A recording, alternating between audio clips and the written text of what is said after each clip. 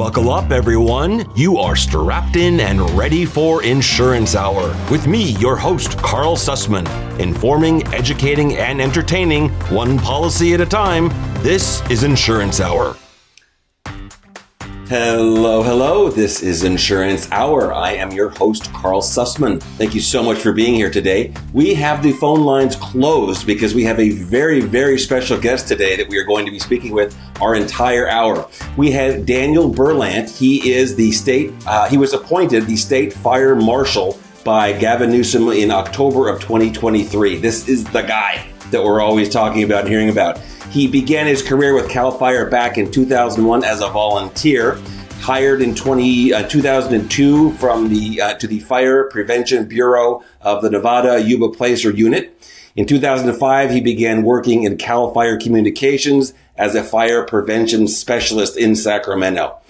He is the man with the answers, and I know that we've been talking a lot about the wildfires in California. It has been an unbelievably difficult time, and I am so glad that we have Dan here with us to try and help us make some sense out of what's going on and what we can do. Dan, thank you so much for being here today. Yeah, thanks for having me.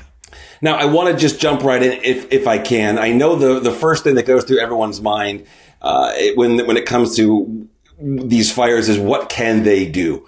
So first things first, tell us in general terms, if you're looking to do something to make your house more protected now, we call it home hardening. Why don't you just explain, starting with what is home hardening and what are some basic things that people can do to harden their home? Yeah, we have found through research and from these past fires that homes that have home hardening and defensible space have a significant increase in the likelihood of them surviving. And so this term home hardening, while it's a relatively new one, really means that the home is built or retrofitted out of materials that can resist the embers from wildfires or direct flame impingement. So first off, any home built after 2008 in a wildfire-prone area is built to this new standard. That's a building code requirement. The problem, though, 90% of homes in the wildfire-prone areas were built before this code back in 2008. And so how do we retrofit? How do we do home improvements on these homes to, again, harden them against embers? And so some of the simple retrofits that are often used to do that include putting in new screens for the vents in your attic. Every house attic area has venting, and embers can easily get into those vents. So if you add non-combustible screens that are small enough to hold out embers, that will again keep those embers from getting inside the home.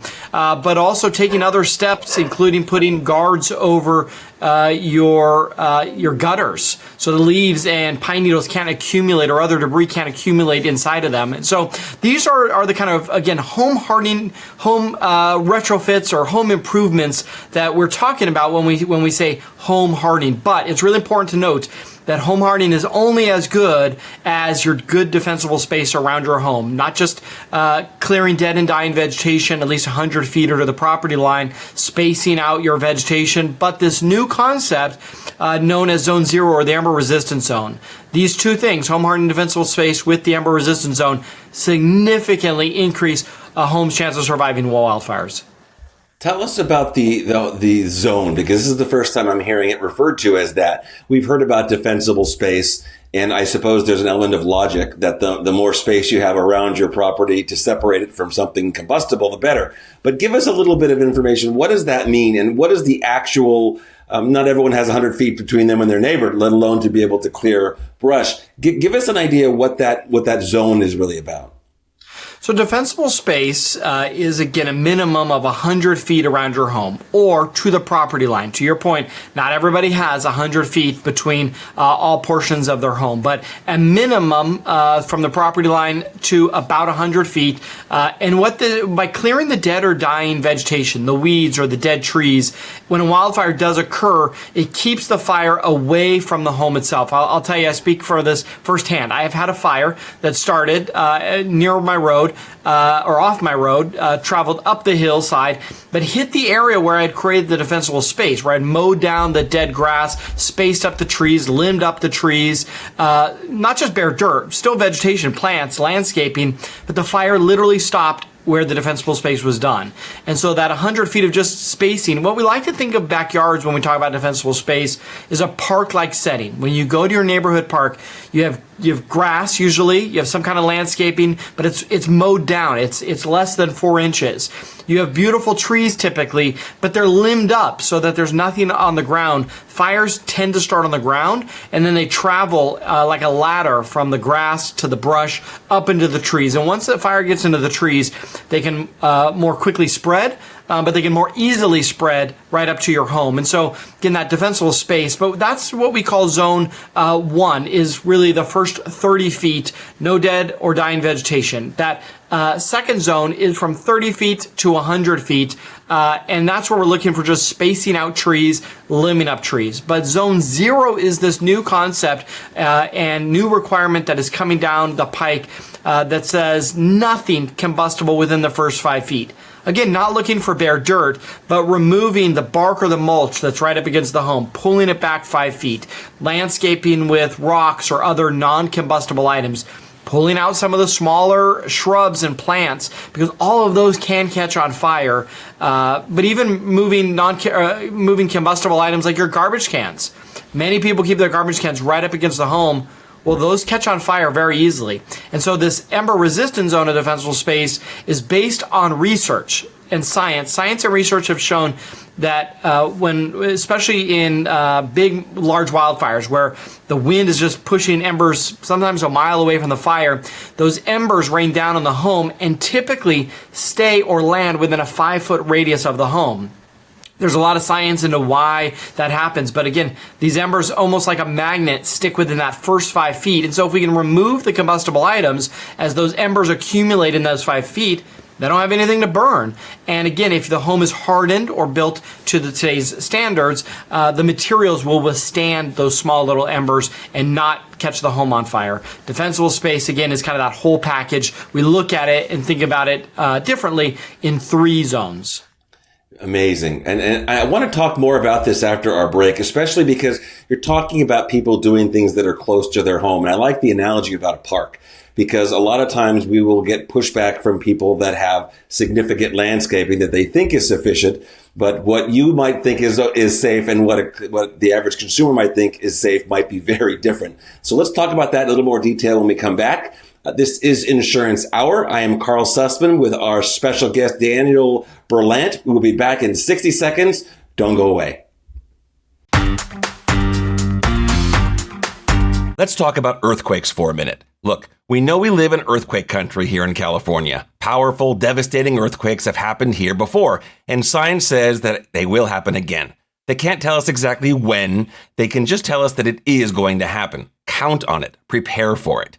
Did you know that earthquakes are not covered by your homeowner's insurance policy?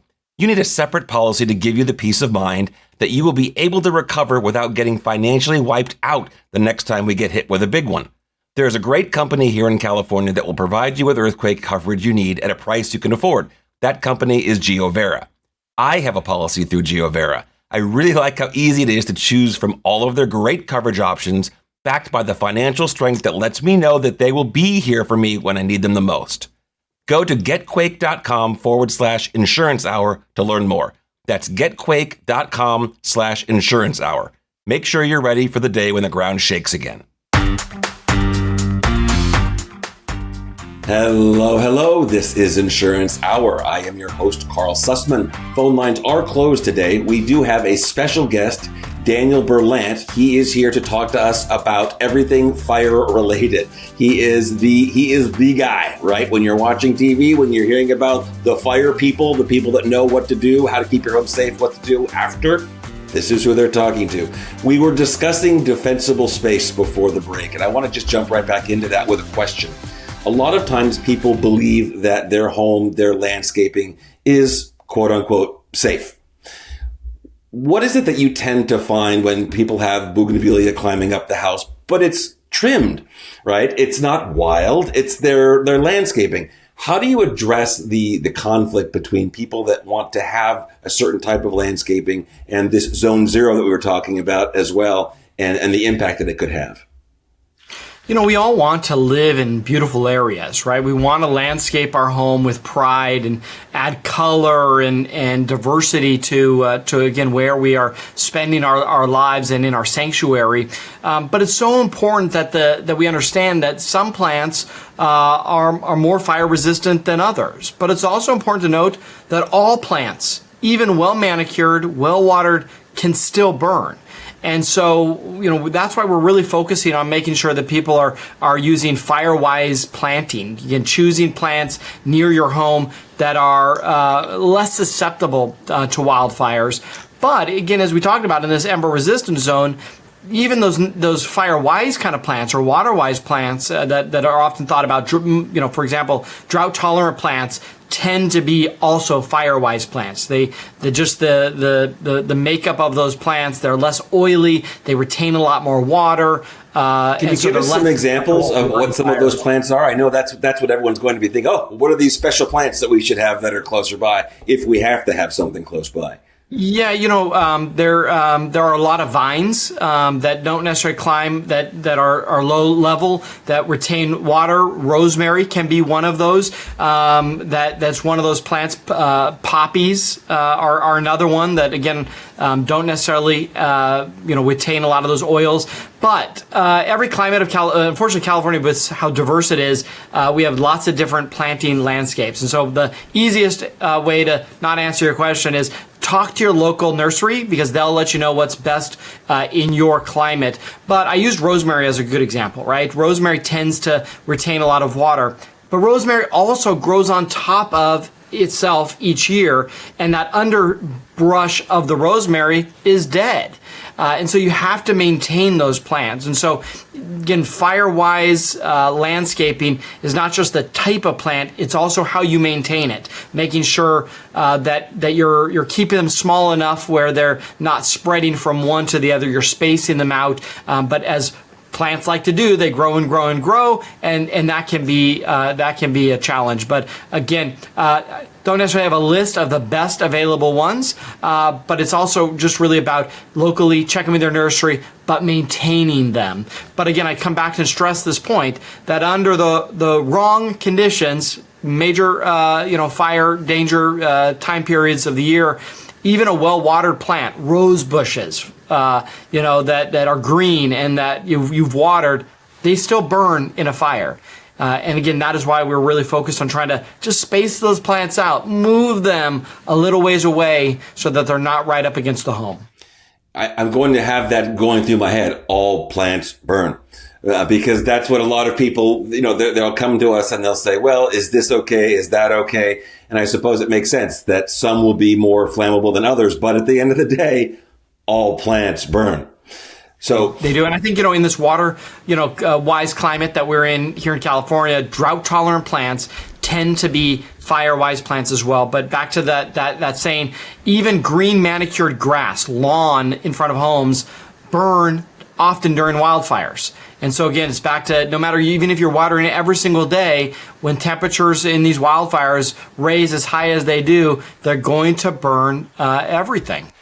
Now, tell me a little bit about the past, because everyone loves to use unprecedented and we've never seen this before or that before. So in the last 10 years or so, you've been doing this certainly longer than that. But even if we just look back the last 10 years, have you seen an increase in the frequency or the intensity of different of wildfires? And if so, what do you think are driving some of those trends? Let's start that in California, our climate has lent itself to wildfires naturally for millennia, well beyond modern civilization. But the last 10 years has absolutely been this turning point of not just the number of fires. That's really not the key change here. It's the severity of the fires. And there's a complex confluence of issues, if you will, that are causing that. A changing climate, more extreme weather events. And that can be a little controversial, especially right now, related to this idea of a changing climate. But, there's been so much research that is a proof point on the fact that our summers in California are longer. The University of California did a study a number of years ago now that showed that on average our summers in California are 70 days longer than they were in the 1970s. And 70, so that 70?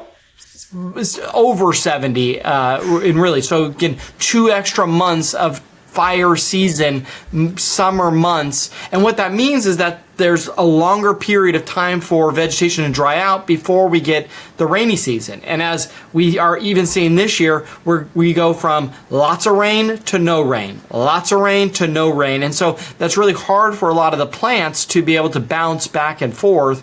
But we're also seeing weather events, dry lightning storms coming in the summertime. In 2020, we saw thousands of lightning spark fires throughout the Bay Area, throughout Northern California from dry lightning without any rainfall.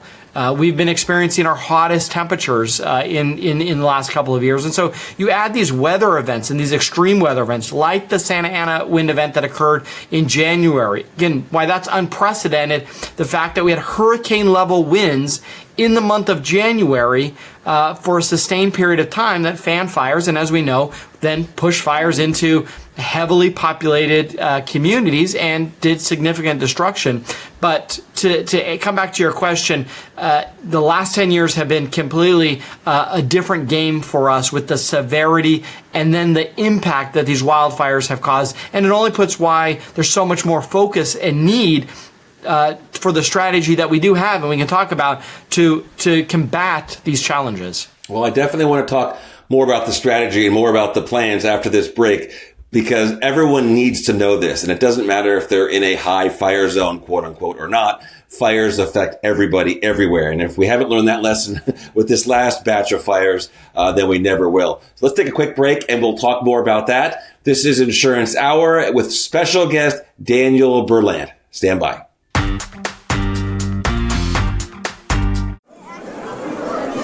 Ladies and gentlemen, boys and girls, in just a few moments, the Window to the Magic podcast show will begin. My name is Patrick. My name is Calvin. I'm Mouseketeer Gray. My name is Paul, and I will be your guide through the wonderful world of Disney sound experiences. This show is a weekly trip into the world of the Disney theme parks and resorts. And this is the place where you get to use your ears to surround yourself with the magic. For your safety, please remain seated while listening to the WindowToTheMagic.com podcast. Maybe there's a name for this, something like Disnotic obsession.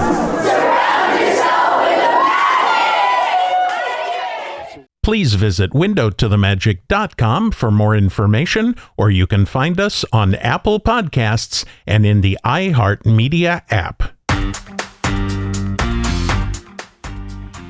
Hello. This is Insurance Hour. I am your host, Carl Sussman. Thank you so much for being here today. The phone lines are closed, but do call in anyway. Leave us a voicemail or send a text. The number, of course, is 559-656-0317, phone or text. Or send your questions in to questions@insurancehour.com. Today we have our special guest from CAL FIRE. This is Daniel Berlant. He is the State Fire Marshal. And I promise you, any questions that you have after listening to today's show, you can send them to me. You can send them directly to Daniel. We'll give you his contact information because we're all on the same page. We're all trying to do everything we can to try and make our homes safer, to prevent the level of devastation that we're seeing.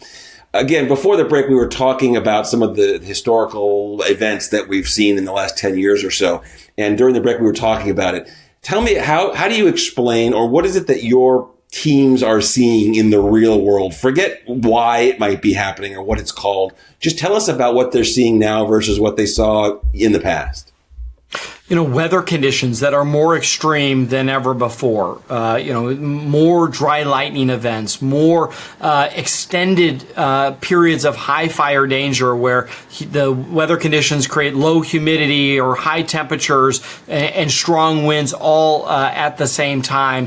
And so, it doesn't really matter what is causing it or what you call it. Our firefighters, we have been experiencing really for the last decade now, this change of more severe wildfires. fires. And again, you don't have to look farther than the record books here in the last couple of years, where we just continue to beat the records. In fact, if you look at the most destructive wildfires, they've really all occurred in just the last 10 years. If you look at even the largest wildfires, almost all of our top 20 largest wildfires in recorded history, almost the last 100 years, have occurred since 2020.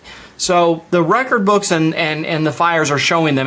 And all of this, by the way, despite more firefighters and more equipment working tirelessly to save communities and stop these fires, but we're working against Mother Nature and conditions that are outpacing us. And one thing that, I think is important to remember is wildfires are the only natural disaster where we put firefighters in front of them to try to stop them. When was the last time you saw firefighters try to hold back a tornado or a hurricane? But in a wildfire, we do. And obviously there are things we can work to suppress, but it's still conditions that are natural disaster, hurricane, tornado level winds, and it is impossible to really combat a fire under those conditions, which is why we really go into rescue mode, just getting people safely evacuated out of harm's way, doing as much structured defense as possible. But again, that is why we result in the devastation that we're seeing in fires like the Palisades Fire and the Eaton Fire and others in the last decade. What does CAL FIRE do, or do they, I should say, as far as predicting or assessing or allocating resources for what they see potentially coming? We actually have an entire intelligence unit that is continuously monitoring the weather conditions, the predicted vegetation, dryness or fuel moisture, and all these other factors. Every single hour, we are tracking that and determining how many resources we dispatch to an incident. And for larger events like the fires we had in January, based on our predictive modeling, we will actually pre-position fire resources. So ahead of the LA fires, we knew there were going to be strong winds. So we, in the weekend before, actually moved fire equipment from Northern and Central California down into Southern California. We increased the number of firefighters that were on duty in our Southern California stations, knowing the risk was heightened. We didn't know where a fire or even if a fire would break out, but we knew that under those conditions, a fire would be as destructive as we saw. And so we do a lot of predictive modeling, but it absolutely plays a factor. But we also, when a wildfire does break out, we are using new sensors, new technology, not only in detection, we use AI cameras to help us alert when a wildfire breaks out, but then modeling systems to tell us where that fire is going to go under the conditions to help us again give information to our incident commanders to order fire resources quicker and know where to position them to battle these type of fires. What would you say lessons? We always get a little bit better, unfortunately, after everything bad that happens. And I'm sure between all of these massive fires we've had since 2020, you've learned a lot. What would you say are some of the most important lessons that have led to changes in the way you prepare or you deal with these events? In California, we've had several what we call fire sieges, where we have a lot of fires burning at the same time that do just large amounts of destruction. 2003, 2007 are two of those in Southern California, 2008 in Northern California, 2017 in the North Bay, just again as a couple examples. And we've learned a lot, and we've made a lot of modifications to our dispatching systems, our interagency, our training, but we've also really looked at community preparedness. The 2007 and 2003 fires down in Southern California that at the time and during that decade did significant destruction from San Diego up into Ventura, Santa Barbara, and everywhere in between led to changes in our building code. The standards now that we build homes to in these wildfire prone areas is higher because of those fires. And so it's unfortunate that devastation happens or that, we have loss of life in wildfires. We obviously work and train and we're dedicated to prevent that, but it happens. And like you said, we do a significant amount of research and analysis after those fires to do whatever we can to learn from them and then make improvements. It's fascinating to me because again the work the firefighters do is beyond a miracle if you ask me. The fact that they do, as you said, put themselves in harm's way like that, I would say they put their lives to protect our stuff. What it comes down to. Would you say that looking back, and I'm not looking to pin you down in any way, would you say that how do you feel we did how do you feel your team did as far as what they were hit with and what it is that they actually were able to do?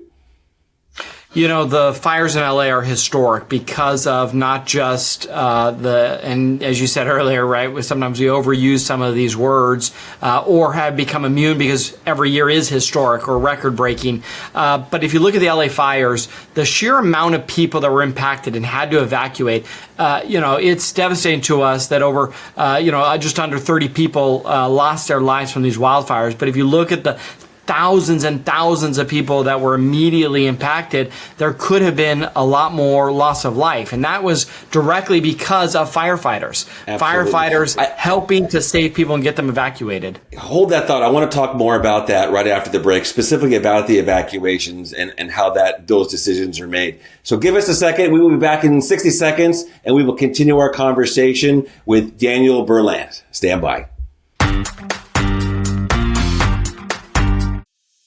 Have you been dropped by your insurance agency or seen your premiums skyrocket? Sussman Insurance is here to help.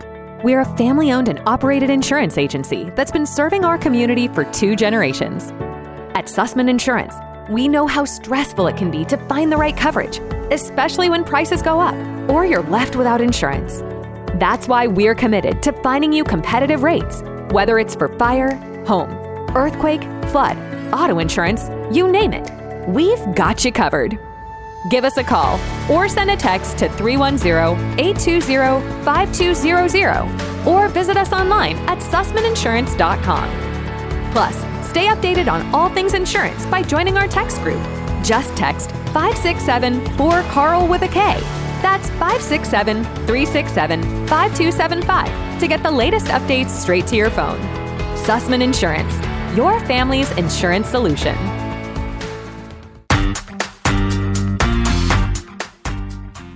Hello. This is Insurance Hour. I am your host, Carl Sussman. Phone lines are closed right now because we do have a very special guest. We are speaking with Daniel Berlant. He is the State Fire Marshal, State of California, and we are talking about everything wildfire related, things you need to know, things you have been asking yourself, and now you will have the answers to. Daniel, before the break, we were talking about how the firefighters did, and with the again, as we keep having to call them, historical wildfires. And again, you had mentioned the element of how many people were impacted versus how many people actually lost their lives, and the type of property and the number of properties that were saved or not. Can you give us a little bit of your personal feeling, if you like, on how you feel the team really did? Our ability to quickly identify that there was going to be additional danger and move resources to Southern California. We need to note that, both of these 2 major fires started within municipalities outside of CAL FIRE's jurisdiction. But when the city of Los Angeles, the county of Los Angeles said, hey, we have fires, we need your help, within moments, in some cases through automatic aid agreements, we sent them anything and everything we needed. And we leaned into that. There was obviously early on stories about water pressure challenges in the fires. And so we brought in and surged over 100 water tender trucks. When we needed additional aircraft, we brought in additional aircraft. When they needed the management of these fires within the city, we brought and activated an incident management team. And so while there's been a lot of politics and a lot of, Monday night quarterbacking on how the fire response went, very, very proud of the hard work of local, state, federal, and tribal firefighting agencies working together to stop a fire that, again, was being pushed by hurricane winds. But again, I just talked about those 2 fires. In the several weeks that we battled those fires, there were hundreds of fires that sparked all during that same time period. And most of those fires nobody heard about because firefighters quickly were able to contain them. it was just a very small percentage that, because of those weather conditions, were able to be as destructive as they could. But many firefighters lost their own homes. Many firefighters were fighting in their own communities, and many firefighters worked weeks away from their family, dedicated to stopping these fires. And so, again, I don't want to downplay the devastation that did occur and the loss within those communities. But our firefighters absolutely did a tremendous amount of hard work to get us to where we are today. It's interesting you point out how many fires there were that we never heard about. There was I'm trying to think of the app. I think it's Watch something. You're probably familiar with it. It's where you can watch where the fires are. And I remember sitting and watching this app, and I was like, what, another fire? What, another fire? What, another fire? They just seem to be popping up all over the place. What do you, I mean, we're talking a lot about cause being because of these weather events. How many of these, and again, we don't know for sure at this point, but would you say that there's a significant percentage or portion of these fires that, I understand they're fueled by the weather once they start, but are actually started by people versus by accident? And I'll call accidents power lines or lightning strikes or anything like that. Yeah, 95% of the wildfires within our jurisdiction are actually caused by the activity of people. So that can be accidental, that can be through negligence, that can be arson. That is a problem. Only about 5% are caused by Mother Nature, and those are the lightning spark fires that you referenced. So a huge number of fires are caused somehow by people, which means that actually almost every fire is preventable. And that continues a lot of work of our team and our department in working to prevent fires. We work with our utility partners and the department, the Office of Energy Safety, in regulating energy lines. We've obviously had lots of fires over the years sparked by utility infrastructure. And when I say lots of fires, obviously the number of fires that actually are these large, devastating ones we're talking about make up a small percentage, but they cause a lot of damage. But we've done a lot in that space. We've done a lot with our law enforcement officers. Each year we arresting well over 100 people in our jurisdiction alone, 1/3 of the state, that are intentionally setting fires. And this year alone, we've been very active in arresting and very proactive in arresting people for arson. But yes, almost every fire is caused somehow by people, which is why we work so hard to educate, to prevent, and to prepare for these type of fires. I mean, my mind is blown right now, and I'm sure most people that just heard that that in reality, that the vast majority, I mean, well, you can't even call 95% the vast majority. Basically, all fires are human related in the source. And it makes me wonder how much more could we do, or do you see it being done to try? I mean, you can't educate, I suppose, right, against people that have mental health problems and they'll do things like this. And I'll go out on a limb and say that I'm sure there is some diagnosis for people that have that compulsion. But as far as things like utilities or homeless encampments, things like that, do you think that there are more things that could be done to prevent those types of those types of fires from starting in those places? It's hard necessarily to prevent arsonists because there are mental things that are happening with those individuals. But we do really ask the public to report suspicious activity. If you see somebody who's acting suspicious, is in an area where they shouldn't be, if you see something, say something. We use that reference a lot at the airports for people leaving bags. Well, the same thing if you're out on a hike or something and you see somebody that just doesn't look right, just write down their description, write down the license plate number so that if something does happen, you can provide that to us. That's one of the ways that help us track those individuals down. But the state also works hard to hold those people accountable. That we have a registry now for arsonists so that we don't have repeat offenders. But majority of our fires, back to that 95%, most of those 95% are through negligence or are unintentional. And so we do a lot of work to educate homeowners. In fact, one of the leading causes of wildfires are actually people in rural areas who are trying to get rid of their leaves or their branches. So what we would even call creating defensible space that we talked about earlier, and they're burning the leaves and debris, which is allowed, but they do it unsafely. They either leave it unattained, they make it too big, and it gets out of control. Well, that is preventable. Yes, it's okay. I mean, there are other greener ways to get rid of that kind of, you can mulch it, you can often take it to a biomass facility, but some rural residents, it's easier to burn that pile on a day where it's not very windy. But being in attendance, having a water supply, having cleared dirt all the way around it so that fire can't escape your control, those are all things that can be done. Another common one are people using powered equipment. Oh, again, oftentimes. I want to hear about this also. Give me just 1 second. We have to take a quick break, and we will come back. We'll talk about that. Insurance Hour with our special guest, Daniel Berlant. Stand by.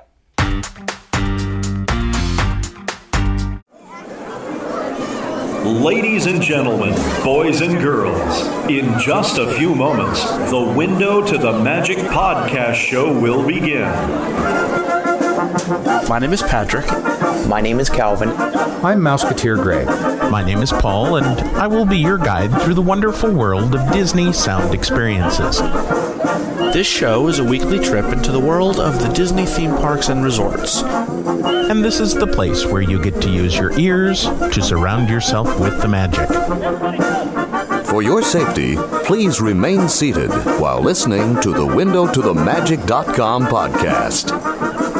Maybe there's a name for this, something like Disnotic obsession.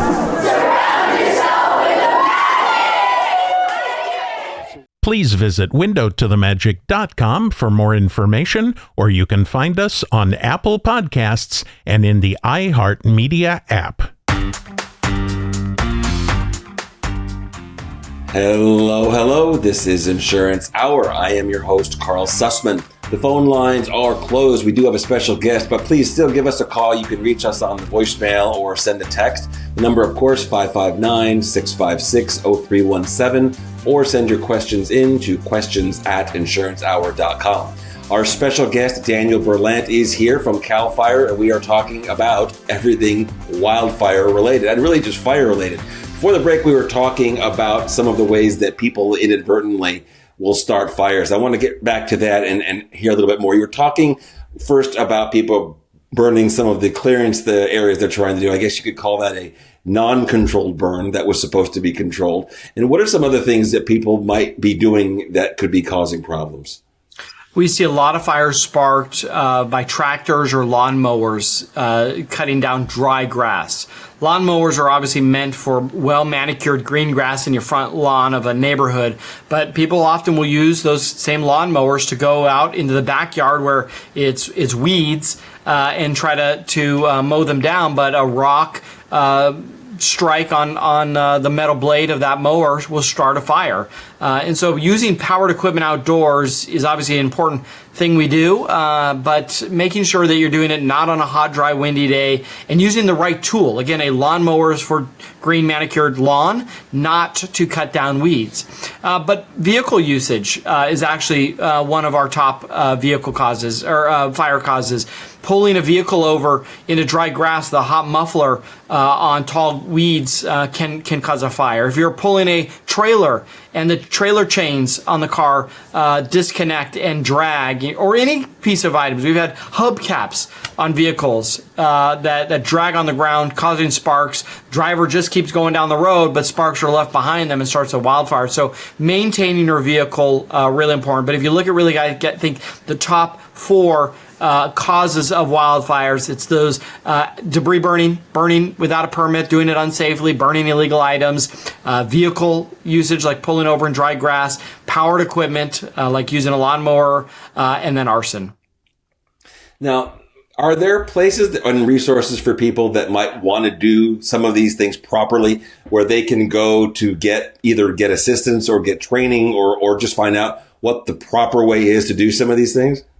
Yeah, I'm glad you asked. We have a great website, a single source for all of this information on preparedness and prevention, home hardening, defensible space to fire prevention steps. And that's a website called readyforwildfire.org. And on that website, of course, there's public information and education about preparedness and prevention. But we actually have a full assessment. You can walk around your house using your phone or a tablet and note all these different things about your home that we ask. It's an anonymous system. But at the end of it, it will spit out recommendations of things you can do to reduce your risk. And so readyforwildfire.org is such a great tool on how to prepare your home, your family, and even your pets for a wildfire. And is that something that someone is actually looking at, or is it AI driven that's just looking at the images? Yeah, it's AI driven. It's not necessarily and based on your responses what's helping assess the overall risk. Again, we're not tracking people down. I will note that in our jurisdiction, and many local fire departments do them as well, we perform defensible space inspections. We will send a trained fire inspector to your house, and their job is to enforce in these wildfire-prone areas the requirements to have defensible space. We really aren't there to write citations. In fact, we do very little enforcement. We really focus on public education, just providing details and information to homeowners about what their risks are, leaving them information about how to take steps to reduce those risks. But that self-assessment can be done. But we also, again, send out inspectors. I know we get lots of questions about how does it happen, right? And what does this mean? Because we hear these terms, everyone gets very interested in these things, right? When there's a wildfire. So some of the things you'll hear, and I wanted to really have you explain what they mean. For example, what does it mean when there's a containment line? When there's a fire going, everyone says, there's containment at this location, this street or that street. What does that actually mean? The containment itself means in that portion that we're considering contained that we don't believe the fire is going to advance or spread any further. So if you think of the fire as a pie chart, our job is to go completely around that pie, 100% around it, and ensure that there's a line around the fire. The fire may still be burning inside this circle shape, but it's not going to spread or grow beyond that. So when we say the fire is 20% contained, it means that 20% of that overall circle, we don't believe the fire is going to spread past it. We build containment by firefighters with a couple different tools. We use bulldozers or hand crews that go in and use different tools to cut bare mineral soil lines, meaning we cut down the grass, we cut down any brush or trees so that there's just bare mineral soil so the fire has nothing to burn. It hits that soil, it's no longer going to burn. We use aircraft to drop fire retardant. That also can build containment lines. We also use a significant amount of fire hose connected to water streams or water sources, sometimes, again, hundreds and hundreds of feet away, and then have a water supply where we've, again, extinguished the fire a certain amount of space inside the fire's perimeter. But yeah, when we say containment, it's a percentage typically, and that percentage is based on the amount of the fire's perimeter that we don't believe it's going to spread any further. We also get asked about, especially now because we're in cleanup phase, is they're talking about the chemicals that are used other than just water, whether it be on the ground or being dropped. Can you give us just a brief description of the different options that for what is dropped and when they decide to drop something over something else?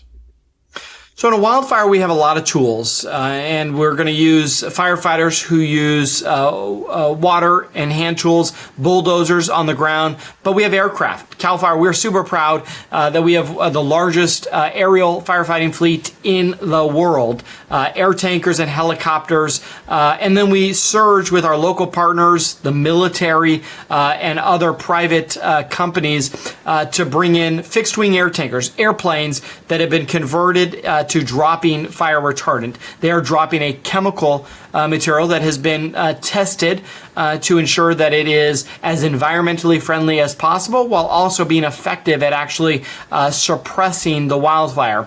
So that is a chemical that we do drop ahead of the fire from the air. Our helicopters typically are dropping water, and they're really typically working in conjunction with firefighters on the ground.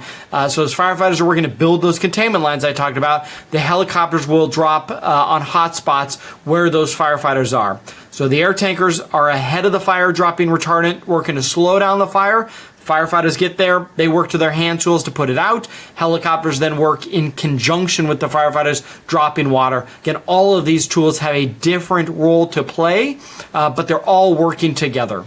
Amazing. Amazing. Well, listen, we take one more break, and then I want to go back and talk a little bit about prevention. We are here with our special guest, Daniel Berlant from CAL FIRE. This is Insurance Hour, and I'm your host, Carl Sussman. 60 seconds. We'll be right back. Are you feeling lost in the search for the right insurance? Making call after call, only to find no one willing to go that extra mile for you? At Sussman Insurance Agency, we understand that frustration, and we're here to change your experience. Where others see obstacles, we see opportunities. While many might shy away from jumping through hoops, at Sussman Insurance Agency, we are prepared to leap, looking under every rock, exploring every avenue. That's not just what we do, it's who we are. Our dedicated team doesn't just offer policies, we provide solutions. Solutions born from persistence, expertise, and a genuine commitment to finding you the best coverage possible. We don't just meet expectations, we surpass them.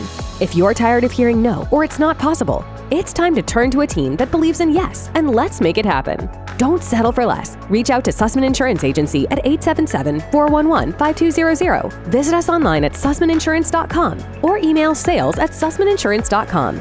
Let's uncover the insurance solutions you deserve. Sussman Insurance Agency, going the extra mile every time.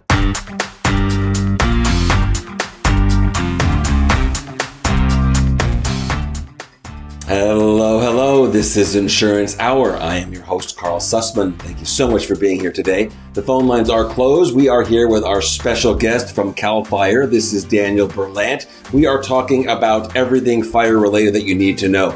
Daniel, this is our final segment. I want to be sure we get as much as we can, and we can't get it all, of course.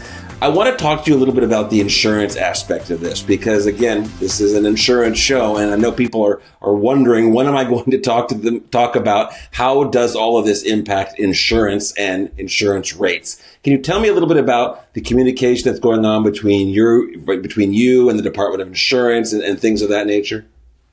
Yeah, we have been doing a lot of work with the insurance industry. Let's come back to, there is a unified goal in reducing risk, right? That is our role in the fire services, reduce the risk of likelihood of fire or destruction. But also, that's the insurance company's business model, right? They want to see a reduced risk to preserve their investment. And obviously, homeowners have the same goal as well.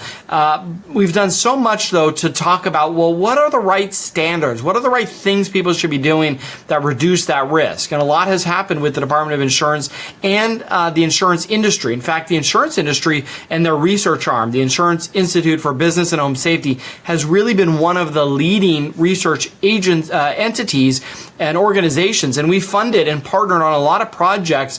That's how this 0 to 5 ember resistance zone that we talked about at the top came out of, is research from the insurance group.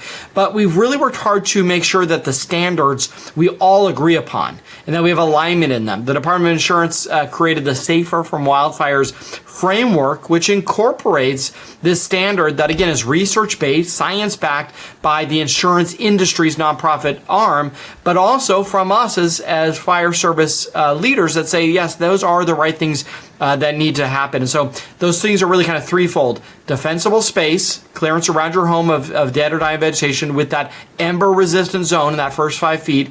Home hardening, or building to a construction standard that can withstand embers and flames. And then third, community level preparedness, making sure that not just your home is hardened and prepared and well maintained, but your neighborhood. What we have found is, especially based on density, it's just as important that you do what you need to do at your home as your neighbor does in order to truly truly make a difference in buying down risk. So home hardening, defensible space, community level mitigation like joining Firewise, those are all the kind of things that we have alignment in the need for wildfire mitigations that are meaningful and make a difference.